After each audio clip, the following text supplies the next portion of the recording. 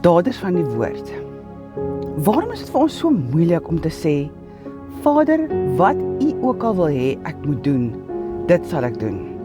Hoekom is dit vir ons so moeilik om dit te kan sê? Kan dit dalk wees omdat ons net wil hê wat ons wil hê? Of dalk miskien bang is vir wat God wil hê ons moet doen? En dan sê ons baie kere, Vader, ek glo in U. U is die enigste almagtige God. Maar dan doen ons in elk geval wat ons self wil doen en nie doen wat hy vir ons van verwag nie.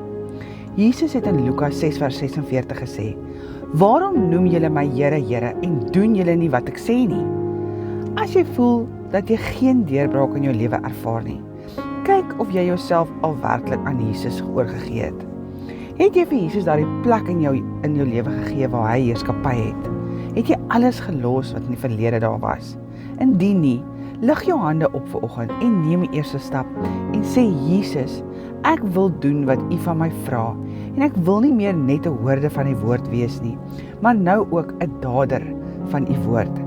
Jesus, dankie dat U genade ons elke dag omvou en help om ons te besef dat ons moet loop as daders van U woord en nie net hoorders nie, want daardeur kry ons bonatuurlike deurbrake en ons eer U en ons loof U, want U is 'n waaragtige, die enigste almagtige God. In Jesus naam, amen.